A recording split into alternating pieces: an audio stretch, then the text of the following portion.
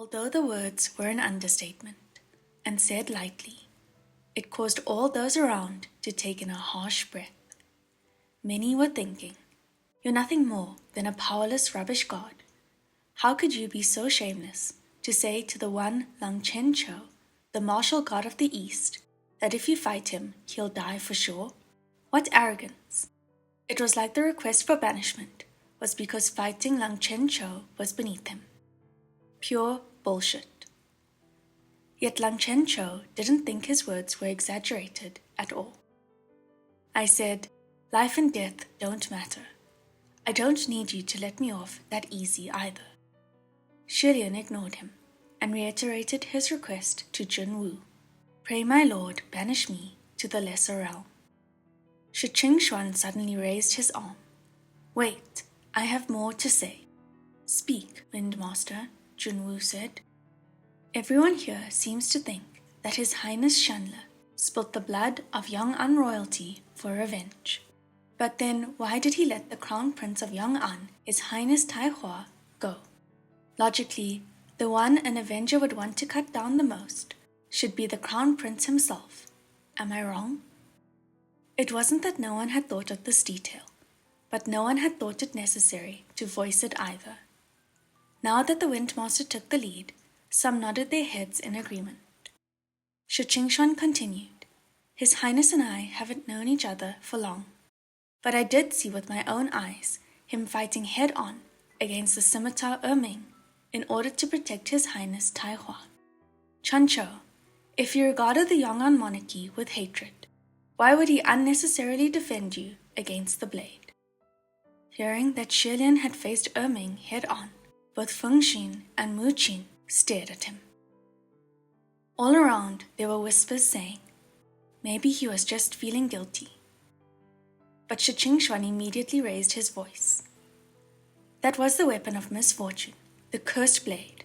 So, I think this whole business is highly suspect." "I'm envious that His Highness has gained Lord Windmaster's friendship to defend him so," Pei Ming said. "Too bad our little Pei isn't as fortunate." "General Pei, don't muddy the waters," Xuan said. "Can little Pei's case even be compared? I saw him commit crimes with my own eyes, and heard with my own ears his admission of said crimes." "Then isn't that exactly the same as today?" Pei Ming argued. "His Highness Tai Hua saw him commit crimes and heard him admit to said crimes with his own ears. How is that any different?" Xuan grew furious and was about to argue back when Xuan stopped him. "Lord Windmaster, thank you. I'm in your debt, but please let this go." Xuan himself hadn't thought of a good comeback yet, so he only pointed at Pei Ming, but no more words came out. Finally, Jun spoke, his tone tranquil. "Everyone, please calm down." His voice wasn't particularly loud, it was very serene, yet everyone within the great martial hall heard his words clearly, and they all stood back in position. Once the hall had quietened down, Jun spoke again. "Tai Hua, your actions have always been impulsive. When situations arise, one mustn't be rash. Listen calmly, assess, and then evaluate once you know the whole story." Lang Chen Cho lowered his head to heed the lesson. Jun continued, "Shanle refuses to give us the full story, so his request for banishment is denied. He will be detained in the palace of Shanle, and I will personally interrogate him afterward. Before then, the two of you shall not meet." This was a conclusion that no one had expected. Jun actually shielded Xuan, the laughingstock of the three realms, who had no temples, no devotees, and no merits. Lang Chen Cho was the martial god who ruled the East. If he was unhappy with the verdict, then what a losing business. Even then, Jun chose to shield Xuan. Didn't that mean that he was still very much in favor? Many of the officials now saw where the wind was blowing and decided mentally that from now on, they wouldn't publicly mention the words, laughingstock of the three realms. Xuan let out a sigh of relief and loudly praised Junwu for his wisdom. Lang Chencho, on the other hand, only stared at Shilian intently. Whatever the Lord wishes to question, go ahead and question, but whatever the conclusion, I shall still duel with him. With that said, Lang Chencho bowed to Junwu before turning and leaving the hall. Junwu waved his hand, and a couple of martial officials came forward to take Shilian away. As they passed by Xuan, Shilian spoke in a soft voice. Lord Windmaster, thank you for everything. But if you must help me, don't say any more on my behalf. But can I ask you for 2 things? Xuan was still feeling bad about fanning the fire that burnt down Paradise Manor, and wished dearly that Shilian would ask him for anything. Whatever you need, he replied.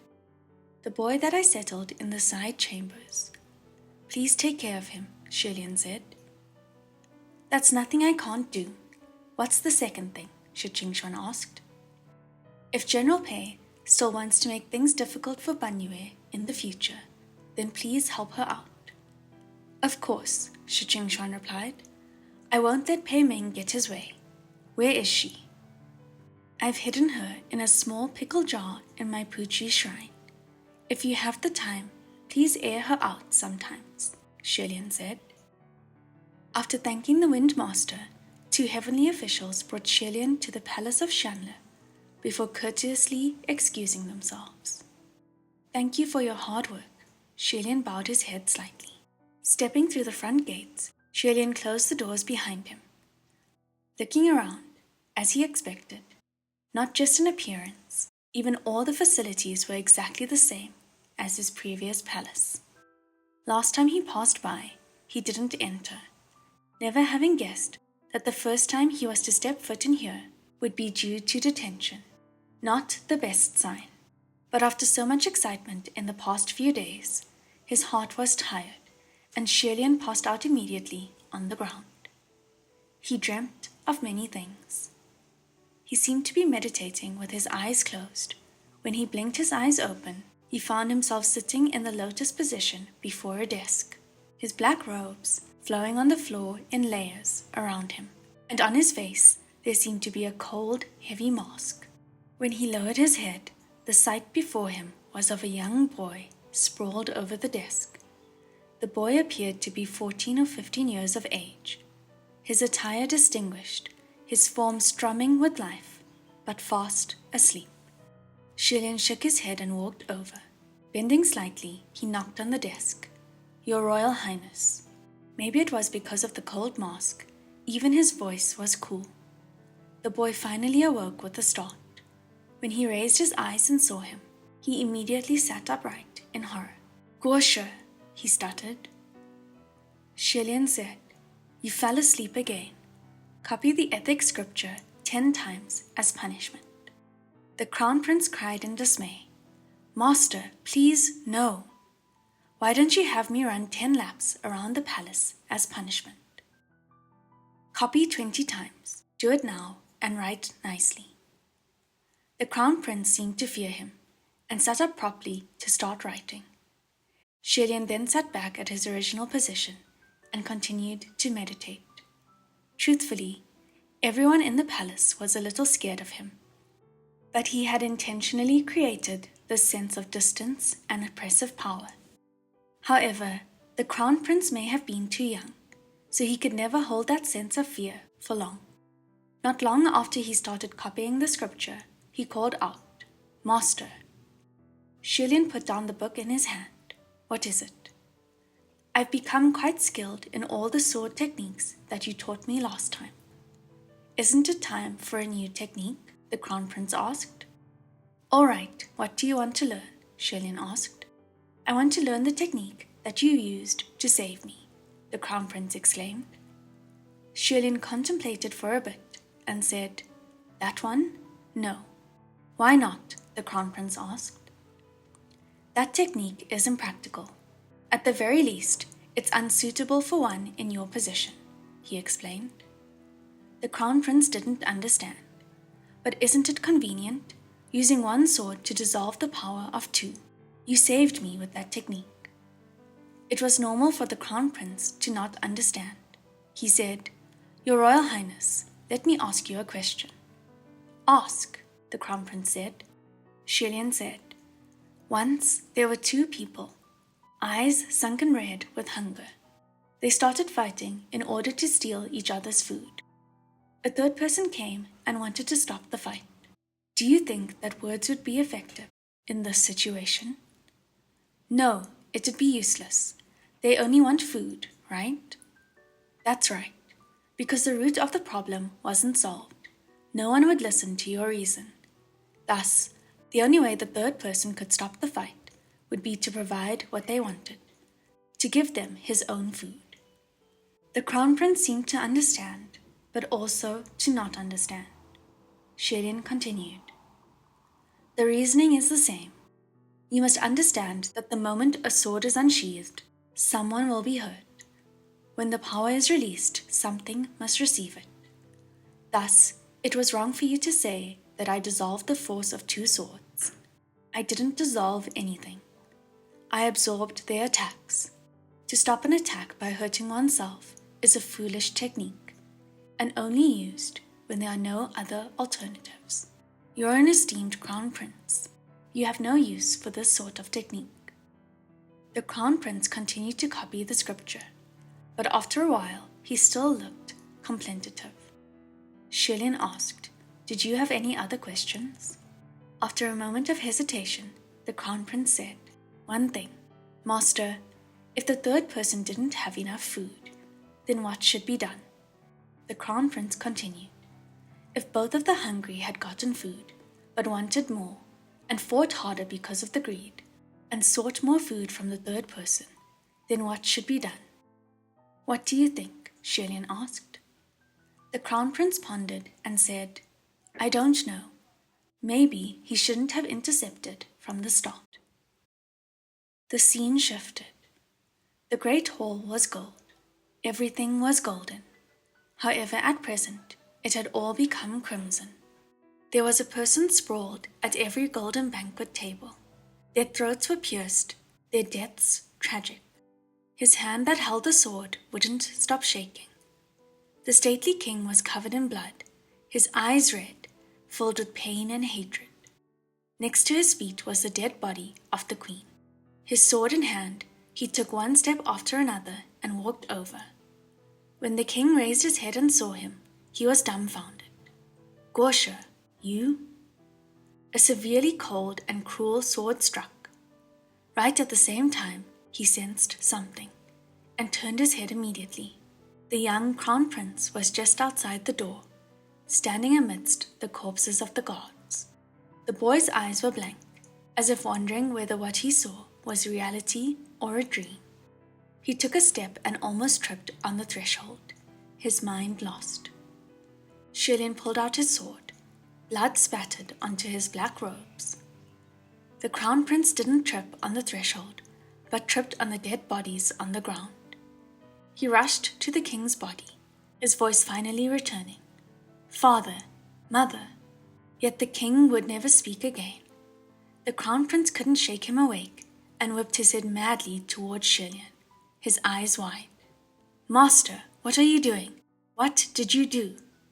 "Gosha!" It was after a long while before he heard his own voice, devoid of emotion. "You all deserved it."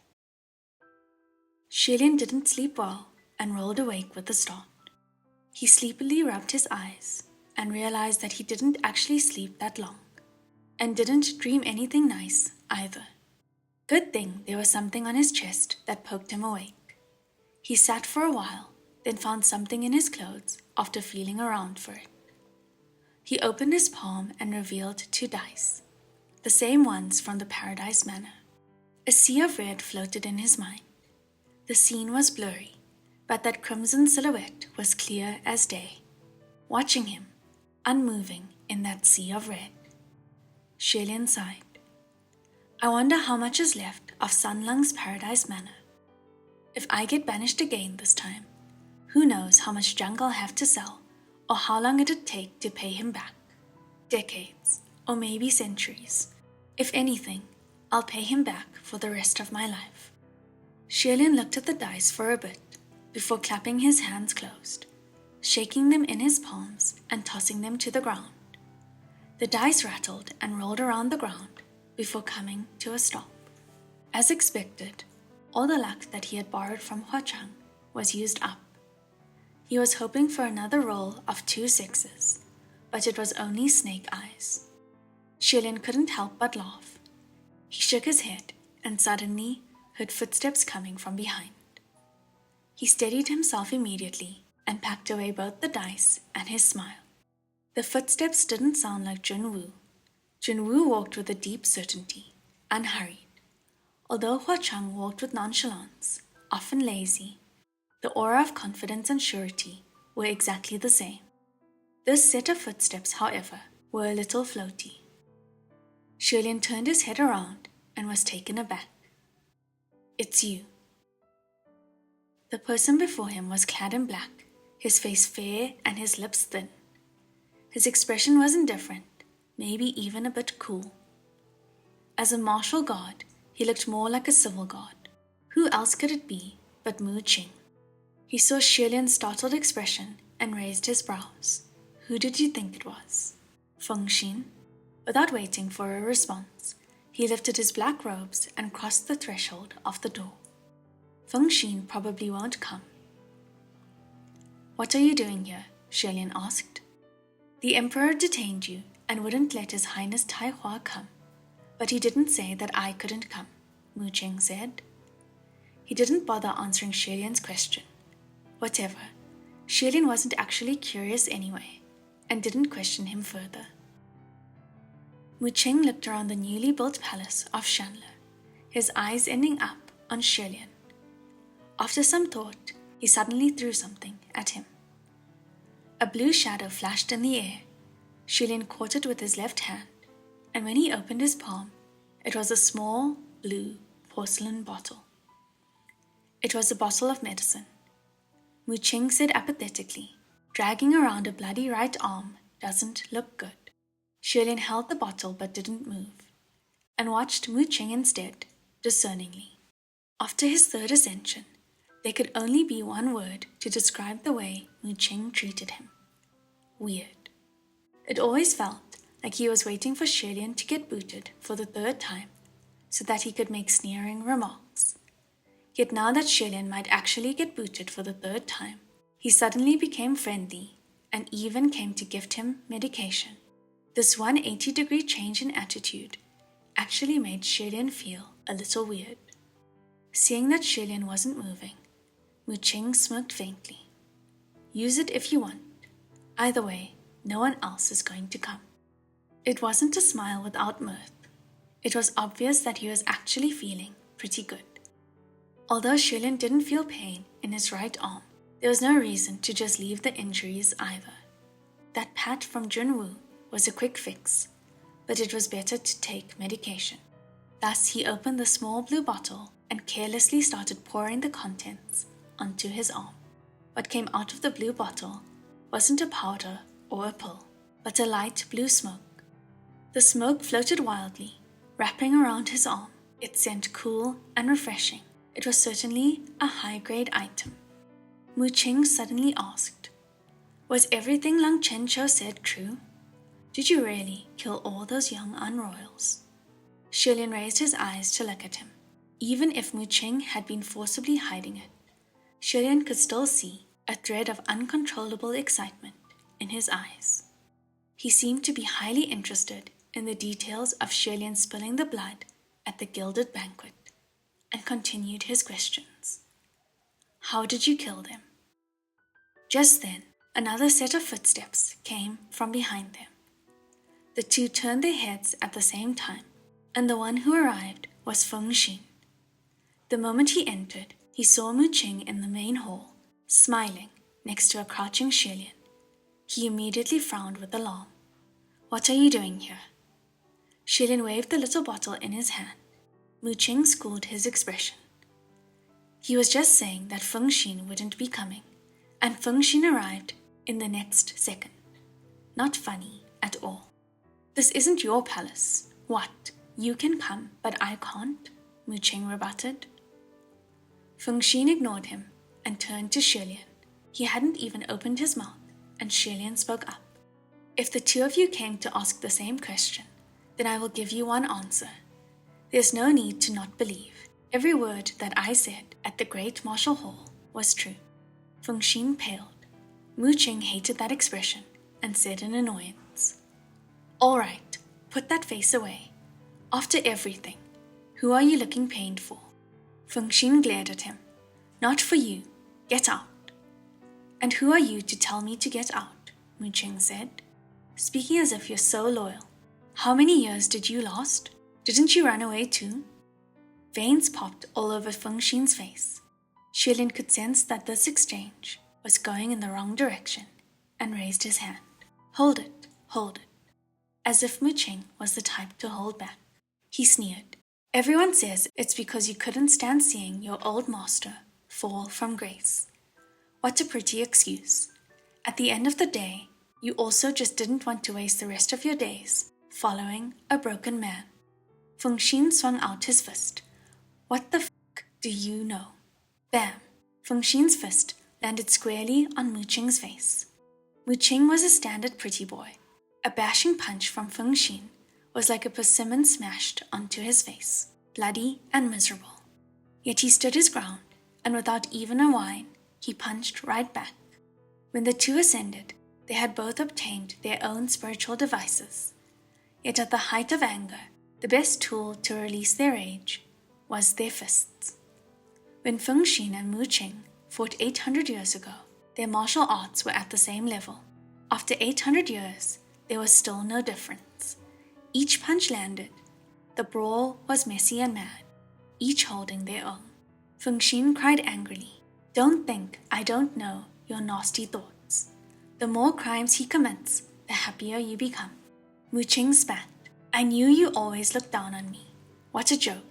Look at yourself. What right do you have to look down on me? The pot calling the kettle black.